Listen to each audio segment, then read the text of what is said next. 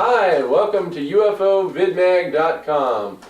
I'm your host, Jeffrey Karvanek, and this is another episode, number 2. Today we're going to discuss Project Silverbug, which is a black project by the Air Force. It relates to a 40-foot flying saucer designated to rain down nuclear destruction on the Soviet Union and China should they attack with nuclear weapons. I'd also like to discuss FOIAs today. I have a list of addresses here I'd like to read off, and you could write down. And we'll also have a list at the end of the show to present you with. One is the CIA, Information Privacy Coordinator, Central Intelligence Agency, Washington, D.C., 20505. The other is NSA, National Security Agency, Fort George G. Meade, Maryland, 20755. Also, NASA, under FOIA, / Washington, D.C., 20546-0001. Air Force AFOSI Headquarters, AFOSI/SCR, P.O. Box 2218, Waldorf, Maryland, 20604-2218. The Department of the Army, FOIA, 7798 CISSNA Road, Springfield, Virginia, 22153-3166. Department of the Air Force, the Pentagon, 11CS /SCS, in parentheses, FOIA, FOIA, stands for Freedom of Information, 1000 Air Force Pentagon, Washington, D.C., 20330-1000. And NIAC, which is National Air Intelligence Agency Systems, /SCVMS /FOIA, 418 Watson Way, Wright-Patterson Air Force Base, Ohio, 45433-5648.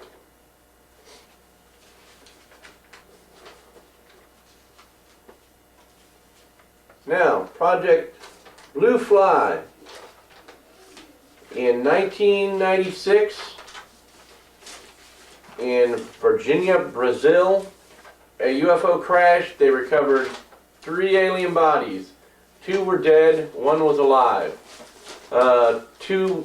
Approximately about 2-3 days later, an Air Force unmarked C-5 transport jet landed there at the ESA facility in Brazil and transported 1 dead alien and the wreckage to an unknown location, possibly Area 51, Nevada.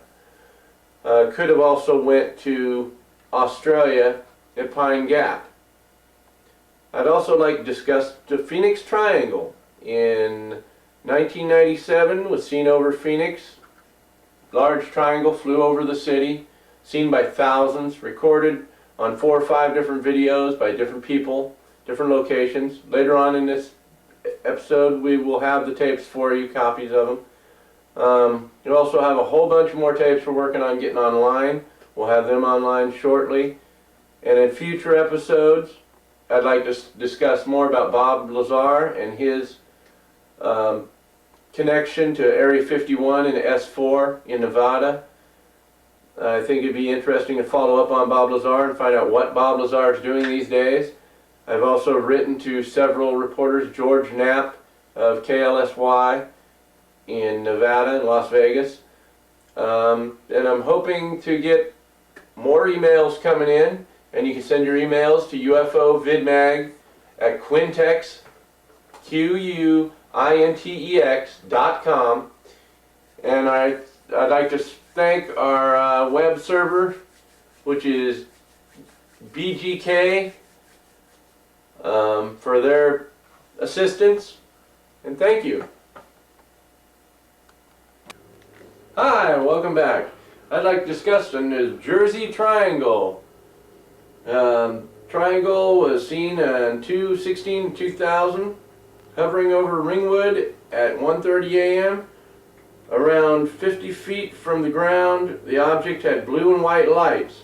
Rogue River, Oregon, an SR-71 crew chief had witnessed a disc-shaped UFO at 8:30 p.m. on February 21st and 22nd of 2001. He noticed a bright light illuminating behind the mountains. There are two, one of which is 2,000 feet, the other one's 3,500. He noticed a diamond-shaped craft, grayish metal, sweeping the mountain with a bright beam of light. It zigged and zagged in a jerky motion. In January 21st of 2000, Tom Ginther of MUFON reports seeing a silver disc south of Red Bank Road towards Virginia, moving northward 5,000 feet high for about 3 seconds. 4 triangle UFOs over Tyler, Texas, February 11th, 2001. At 6 p.m., moving very slowly, rounded dark objects made a 90 degrees turn northward and headed off into the distance. January 31st, 2001, Durant, Iowa, Wednesday night. A woman contacted the Muscatine County Sheriff's Department of a UFO that was hovering over their house for 35 seconds.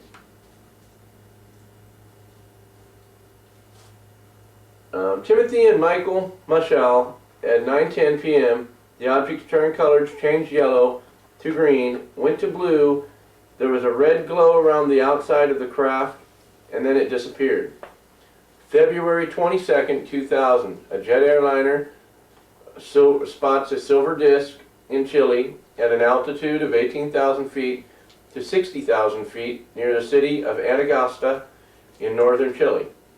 February 14th, 2001, UFO hovering over petroglyphs at 6:05 p.m. It turned reddish orange and then yellow, and then at a high rate of speed disappeared out of the area. Hi, and welcome back. Now we're going to discuss Project Silverbug, which is a U.S. Air Force project. A trail of secret documents reveals a startling truth about the U.S. Air Force's flying disc aircraft. This aircraft is approximately 40 feet in length, diameter, designed to rain down nuclear destruction on the Soviet Union and on China if the need arises. It's mainly a defensive platform based to launch nuclear missiles at Russia from 300 miles above the atmosphere of Earth. So it's basically their version of a flying saucer. It's supposed to be nuclear powered, plus it carries nuclear bombs, ICBMs, intercontinental ballistic missiles. It's quite destructive. This is some of the things they're working on with recovered technologies from Area 51, Pine Gap, all their little joint research ventures, the CIA, the NSA, the government, Department of Defense, Department of Energy. It's just a large, vast conspiracy on the public to keep us misinformed. They don't want us to know about all the black projects out of Area 51, but this is one that they're working on. It's a defensive project. I don't think there's a use for it, really. I don't see nuclear weapons getting out of hand, but if we keep making them, it's going to become a problem. I don't agree with what the Air Force does. I have a right for my own opinion, just as you have a right to your own opinion. Either believe in UFOs or you don't believe in UFOs. Some of this sure could be the government, like some of the hoaxes in Mexico, like UFOs disappearing behind buildings. That could be projection projects, holographic images. Now they're working on some stuff now for video games and technology-wise that you can reach and you can touch the ball, but you can reach through it. It's there, but it's not there. There's several things that technology is pointing toward, but I do not agree with them recovering flying saucer technology, not letting nobody know about it. They could share this wonder and this knowledge with everybody, but they don't. They're keeping it for military purposes. They're dividing it between the Army Research and Development, Office of Naval Research and Development. The government's basically taking the technology now and turning it into a destructive weapon. There was a weapon that they were working on not too long ago, known as Jericho's horn, or Horatio's horn. And it's like a sound. guided weapon. Works on ultra low frequency. They're working on this project out of White Sands, New Mexico, the proving grounds out there. I don't believe in what the government's doing right now, especially with a lot of the black projects. Recovery projects like Blue Fly are understandable, but with what they're doing with that technology that they're recovering, it's atrocious. They're making weapons out of it. Thank you. Hi, and welcome back to UFOVIDMAG.com. I'm your host, Jeffrey Karvanek. And now I'd like to discuss the Kecksburg UFO crash in 1965, Kecksburg, Pennsylvania, where an object was seen flying southward over the sky. It crashed in a ravine. There was a recovery project at that time issued through the Army known as codename Moondust. Moondust was then associated to codename Blue Fly, to be established to facilitate the expeditious delivery to FTD, which is Foreign Technology Division at Wright-Patterson Air Force Base, of Moondust or other items of great technical intelligence. Cliff Stone was sergeant on the recovery team at the time. I'd also like to discuss the 1967 Shag Harbor, Canada incident, where a UFO-shaped disc craft crashed into the waters, the international waters, and proceeded underwater up the coast, triggered an alarm system at an underwater alarm off the United States radar station off Government Point. U.S. Canadian naval vessels responded with divers from the U.S. Navy to investigate the crash site. Navy divers see gray, small humanoids in black jumpsuits inside the craft moving around as they're looking in the craft. The craft started moving toward the open waters and out of the Gulf of Maine and out into the waters and into the air. It disappeared. Okay, I'd like to go on and discuss the UFOs in 1998, or 1989 and 1990 over Belgium, and the UFO wave over Russia in 81, Vladivostok, Russia, UFO Height 9/11 UFO crash in 1981.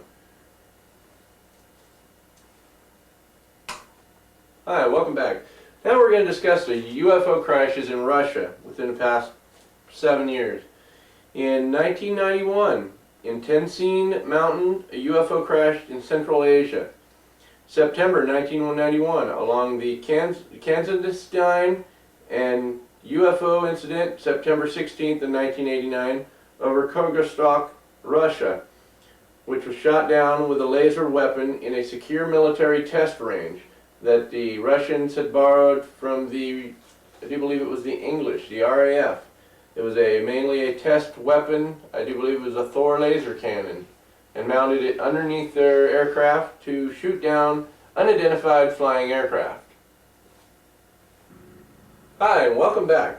Now I'd like to discuss the Phoenix lights seen over Phoenix, Arizona, March 13th of 1997.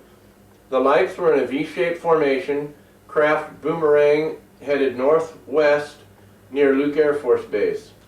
Yellow-orangish lights were seen in a formation appearing in Nevada near Nellis Air Force Base. At 8:15, heading south and west, another sighting of a flying V of yellow lights took place near Lake Mead at 7:30 p.m. Appeared to be heading west towards Phoenix, Arizona. Two different observers reported seeing a large triangular-shaped 5 yellow lights near the Prescott, Arizona, heading west. Another witness in Scottsdale, Arizona, observed similar movements, in this case a triangular formation of lights heading southeast over the city at 8:30 p.m. Alright, now I'd like to go back and discuss the wave of UFOs seen over in Belgium in 1989 and 1990. We'll have future episodes of video footage of them UFOs that were shot over Belgium, and the Unsolved Mysteries version of what happened over there too for you. We're collecting a whole bunch of tapes, so feel free to send in any of your videos, UFO videos. If you think we don't have it, try me.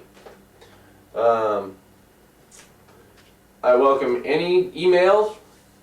I'd also like to thank the Fund for UFO Research for sending their documents. Right here is a list you can get from UFO Research. P.O. Box 277, Mount Rainier, Maryland. 20712. That's Fund for UFO Research. It has a lot of interesting documents. However, they are now out of the crash retrieval search for the proof in hollow mirrors by Leonard Stringfield. He died a few years ago. And the UFO crash retrievals, The Inner Sanctum by Leonard Stringfield. I'd also like to bring up the FOIA report, or my request response that they sent me from Wright-Patterson Air Force Base on Project Senior Citizen that I requested a few months back. This letter is to reference to your Freedom of Information Act FOIA request dated 18th of November for information concerning Project Senior Citizen. Our case number and extension of the time is required to search for the records you requested. Please wait and we will send you your records. Sincerely, Robert E. Burke, Jr., Master Sergeant, U.S. Air Force, Acting Chief of Information Release Control and Information Management. Ops. That's operations. Okay, we'll see what they send. In the meantime, Wendell Stevens has sent us some books that he's got out still, and he'd like to sell copies of for $25 each book. You too can be a proud owner of a UFO crash retrieval document book. Here's a listing of the books he has. Can you get a close-up of that? These are the books that we have available. We'll be able to get them right from Wendell Stevens. So if you'd like to see any books, you can order them or contact us here at UFOVIDMAG at Quintex.com. Thank you.